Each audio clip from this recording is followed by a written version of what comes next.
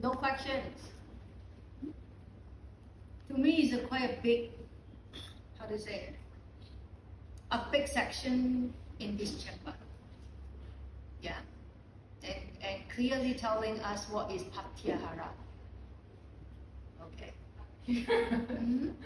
I'm not that clear. But, yeah. Here, Guru says about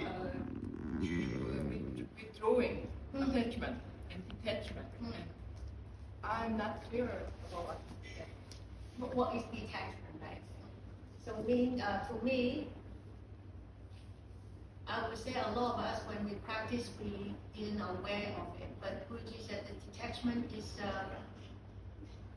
a protection layer for all of us as a practitioner. Like when I practice, often we are expecting something back.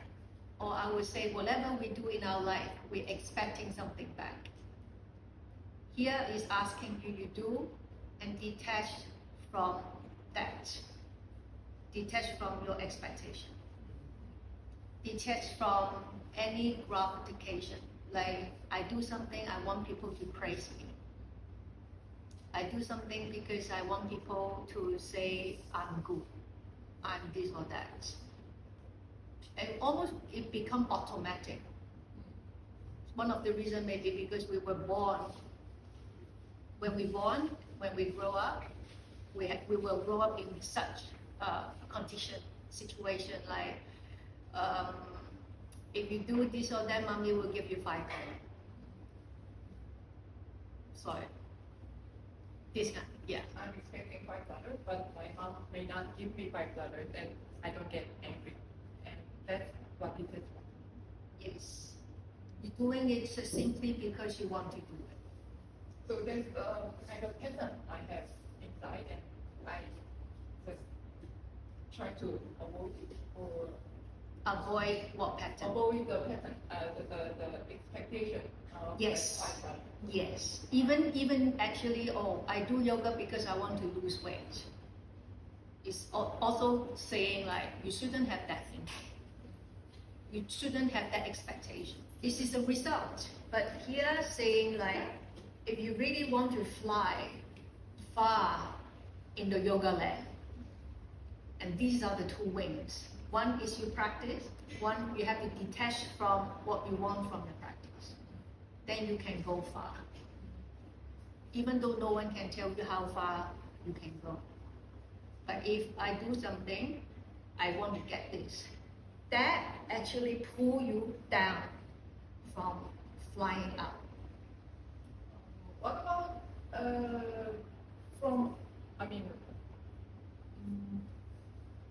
I have similar feeling about this in therapy. Um, this is my personal experience, but my daughter is doing a therapy with a therapist, and then I have a parent session with her, and she told me that during the talk between me and my daughter, there is a third contestant which takes us into a fight. And then that's because I'm always answering her in my own way, because I want her to do something that I want. I'm expecting her in such a way. And my daughter also has her own wish and feeling or whatever.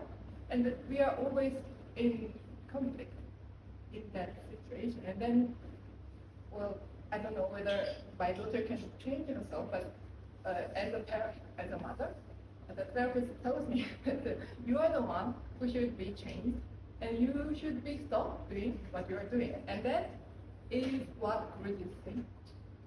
Exactly, is that it?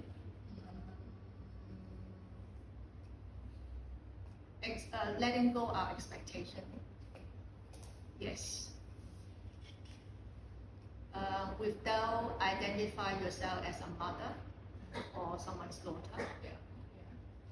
If in relation with other people, I understand that what you mean. In within myself, I can, Why you can do it to yourself but not others? That's the thing I'm wondering about. So what Guru just said should be applied to the relationship with others as well. And Everywhere. everywhere. That's the hardest thing. Hardest. But also within yourself, you have the inner trust that something is guiding each of us going to the right path. We don't need to do too much. It is one of the area that we need to develop is surrendering. Sometimes surrendering is not just lie on the floor and then you relax and surrender your body to the floor. It's not just like that. You believe that the universe has its power to balance everything.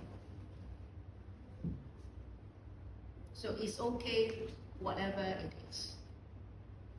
Last week, I also said, I shared, even I was saying in Cantonese, but if you go to YouTube, you can press whatever, you can have the translation in English.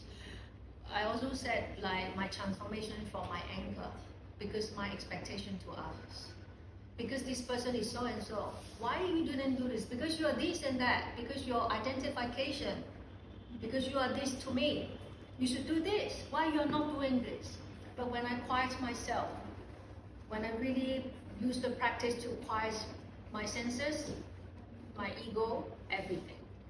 And then I found I actually don't have that expectation to that person. And that expectation is actually from the external world, from the society, telling us, if so and so, if you are my parent, you should do this and that. And if you're a husband, you should do this and that. If you're a daughter, you should do this and that. But where those information from? If you're going back to your heart don't have much expectation to those persons. So if I let go those expectations that I was taught and asking, do I have the expectation to that person? Actually, I can love those person with no reason. Then I can put down my anger. And I try to study my anger rather than leading by my anger. My suggestion is, to most of parents it's very hard to if I'm going to say this statement. Your kids actually your biggest teacher in your life. Don't think the other way around. It will give you a lot of trouble. Every time you see the problem of her, she is the mirror of you. And then just step away. It's me actually. Yeah.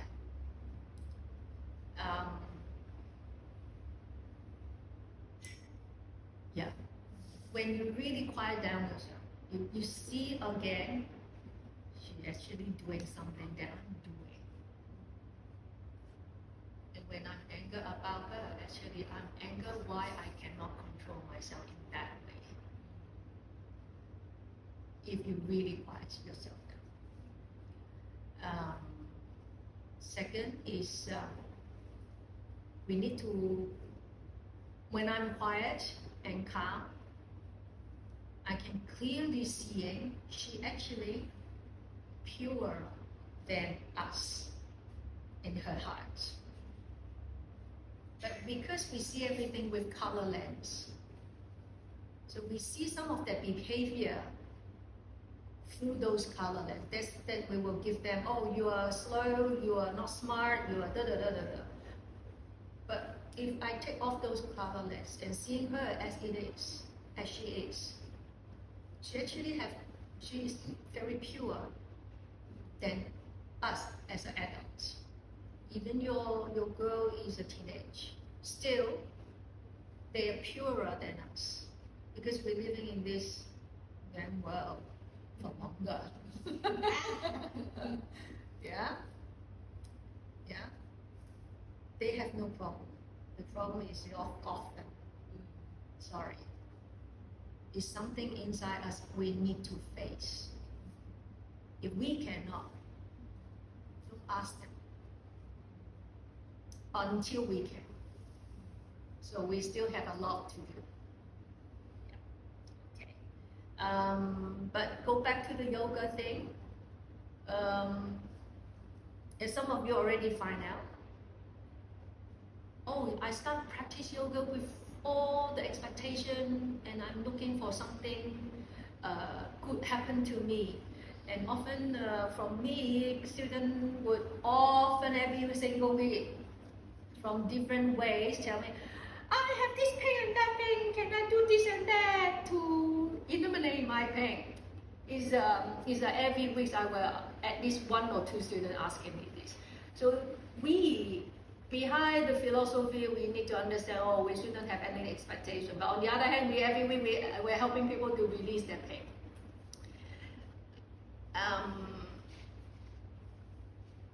I think this is the difference between a student and a teacher. This is one. Second is, when the pain is here, it's hard to tell the student that don't look for that expectation. It's bullshit to a beginners. To us as a teacher, just help them so that they started to develop the trust in yoga. Then later, the harder, the more advanced understanding will come to them. But people who are listening to this, go back, go home before bed. What is it? Like when I go for a yoga practice, I cannot expect anything. What is it? What is it that I'm doing there? But in the article, Guruji did say, it sounds like when we are quieting the mind, emptying the thoughts, it looks like very cute, fun things. It makes everything become not funny. But Guruji said, actually, it brings you back the purest of the pure, of what the life really is. It's a different kind of joy compared to those joy that we're looking for or fun thing that we were looking for, which is always temporary. Yeah. Guruji also mentioned about Pratyahara is like a flower. Some flower in I don't know whether you know those flowers, or some flower they open at night and then they close during the day. So Pratyahara is like those flowers. Here is he mentioned the rose. Sometimes the rose open, not the rose that you cut up. The rose grow in the garden. Okay, they open sometimes, but sometimes they go back to like this. So this is Pratyahara. It's a very natural thing. It comes back. Yeah. Am I answering your questions? I hope so. Yes, but I kind of feel that this is not something you achieve in one day, or whether you think you have got it, but then again, if you stop thinking about it, it just goes away, and you have to keep doing that all your life. It's something. Yes. It is. Yes. It is. That's what the monk is doing in the temple. Just that we are not living in the temple.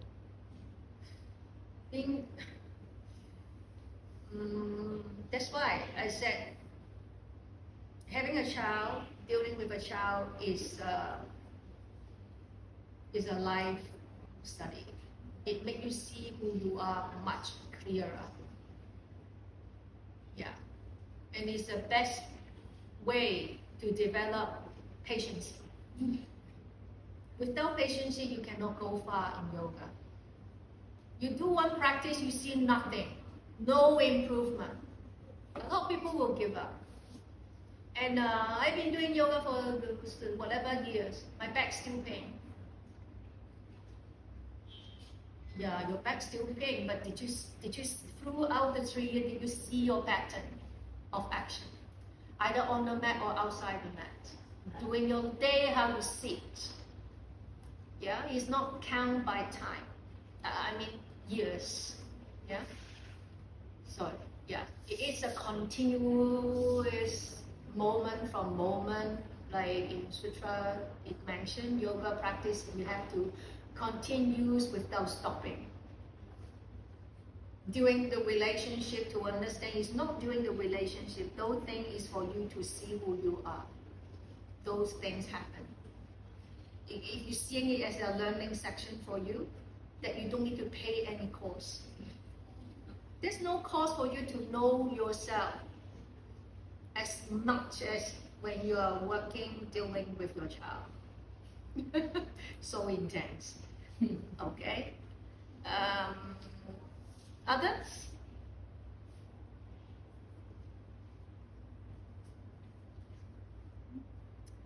I kind of like seeing some highlight.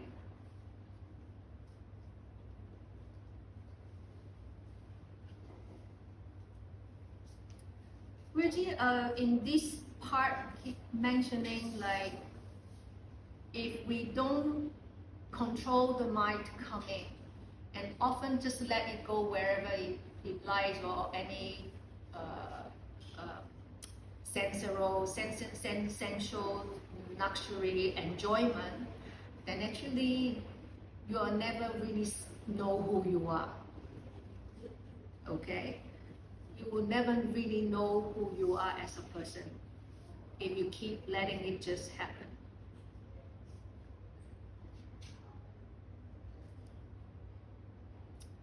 Paradoxically, our desire to control by description, interpretation, and consumption robs us of much of the sense, taste, and beauty of life. The ability to withdraw our senses and so control the noisy mind may sound like a cute joy, but in reality it restores the pristine flavors, textures, and discoveries that we associate with the innocence and freshness of child. This is truly an example of less is more, as overindulgence can only dull and exhaust the senses. Exhausting our senses, on and on, I keep saying, sometimes we're looking at this thing, is actually exhausting our senses, looking just at the device. Also, sometimes we like to go shopping around. Like when we do yoga, we like to shop around. People, oh, advertising saying this is trendy, this is fun, this is for lady, this is for trimming, this is for cat and dogs. Think about it. If we are looking for yoga by all this gimmick thing, it's shopping around. You let your mind like, wow, yeah, fun. But does this thing take you anywhere? You need to answer yourself this question. The yogic purpose of Pratyahara is to make the mind shut up so we can concentrate. As long as the senses pester us for their gratification, we will never get a moment to ourselves or in the sense of our inner quest, ourselves. It is a long and patient, demanding apprenticeship in detachment. Keep on detaching. What is that detach? What you need to detach. Again, is your questions. You need to find your answer. What is pulling me down? Yeah. What was making me emotion was the expectation that I was to others. So it's me whether I can let go the expectation. Yeah, with love. Sometimes letting someone to be who they are, not that giving them a freedom for free, but giving them to be who they are. I'm sure, especially for a child, if their parent, or especially mother, to agree who they are, they feel the backup of themselves. They agree by their mother is the biggest love that they can look for. Your daughter will fight only with you, I'm sure. And I'm ready, I'm making myself ready. Because they know you love them the most. That's why they want to fight with you, they want to challenge you. Anyway. If you want to cry, you can cry. Anyway. The senses have trained breathe dirt as though a rose.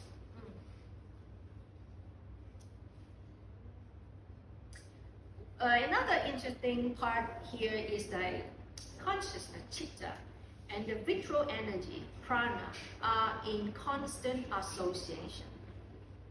Consciousness and the vitral energy are in constant association. To me, it's a very powerful statement. Where consciousness is focused, there must be the energy of prana too. And where you direct the energy of prana, consciousness flow. Example here.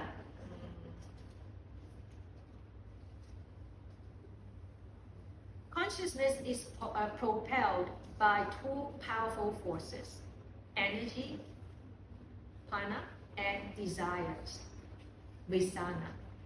It moves in the direction of whichever force is most powerful. If breath, prana,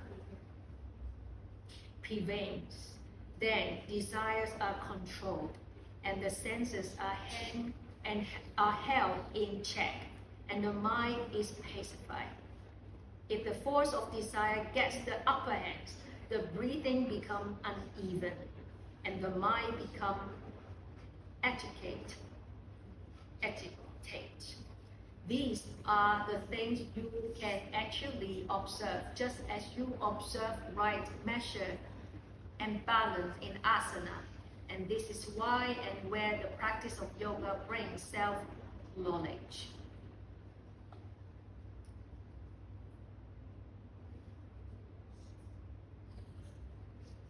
We can direct the consciousness because they are going hand in hand with the prana. But the prana is distracted by the energy and the desire will affecting the consciousness. So it's like if you can control your prana, your desire will shrink. So the breathing control or awareness of your breath. But when the desire is bigger than your breath, it's affecting your breath, that distracts the consciousness. So there's again another way from Guruji explaining that it is manageable. When you have emotion, when you have desires, they can be controlled by practicing asana and pranayama. Okay?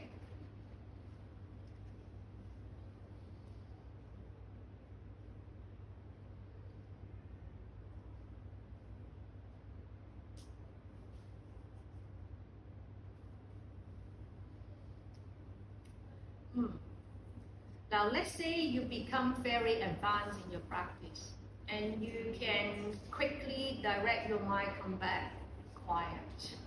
But Guruji in the paragraph also mentioned it become also very dangerous because when it happens, your ego will come up and stand up in front of you and saying you are so and so, you are number of years of practitioner, and then bringing you down again. That's something we need to be aware. Okay.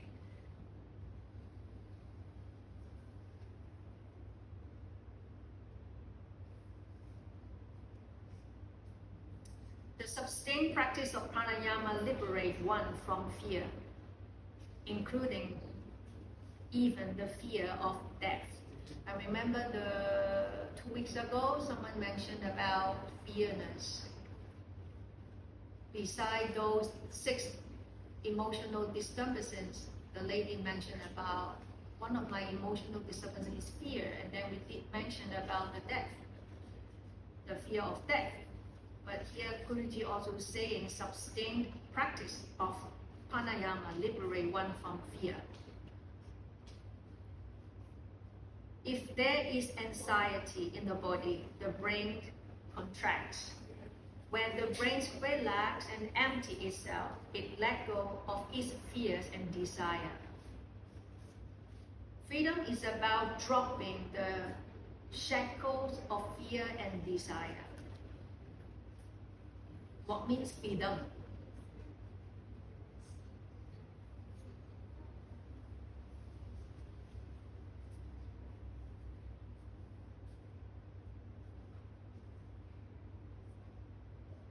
And last bit, many ask me whether pranayama, controlling the breath, postpone old age. Then Guruji answers, why worry about it? Death is certain. Let it come when it comes. Just keep working. The soul has no age. It doesn't die. Only the body decays. And yet, we must never forget the body, since it is the garden we must cherish and cultivate. Even the body will bye-bye one day. But it's your garden. We should look after it. Okay? When death is come, we all of us will have that day. Not that you need to welcome it to come, but just, okay, it's coming. Like in the very early part of the paragraph, this reading is saying, oh, it rained, or whatever change, or when the sun come out, oh, it's so hot, oh, make it sweat. But Guruji said, who can just, when the sun comes onto your body, just let it come onto your body and not giving any comment about it. Just receive the warmth from the sun. And then stop all those chattering from your mind. Same as when death comes. Death is coming. Do I need to say something sad or something happy or what so and so? It's just natural. Yeah?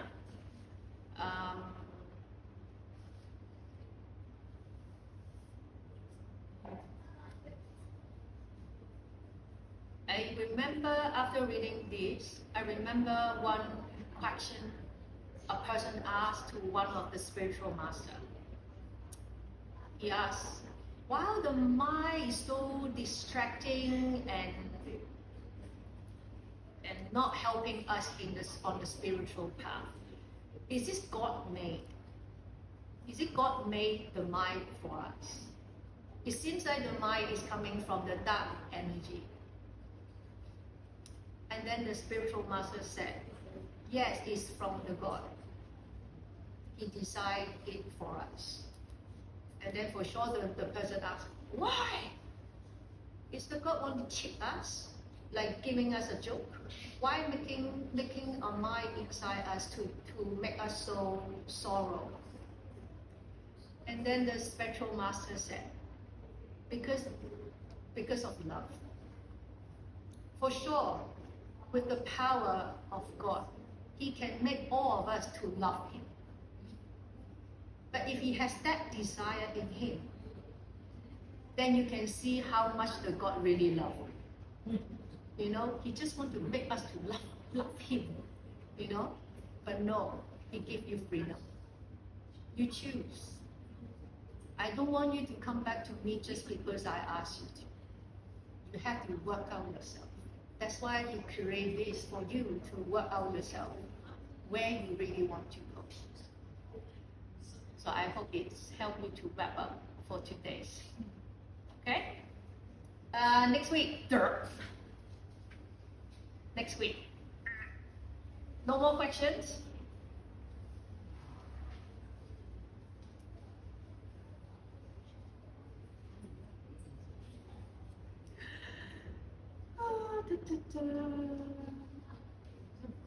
The mental body. Inner works of consciousness. Up to the inner works of consciousness is kind of an introduction of the whole chapter. And then, yeah, okay? Thank you.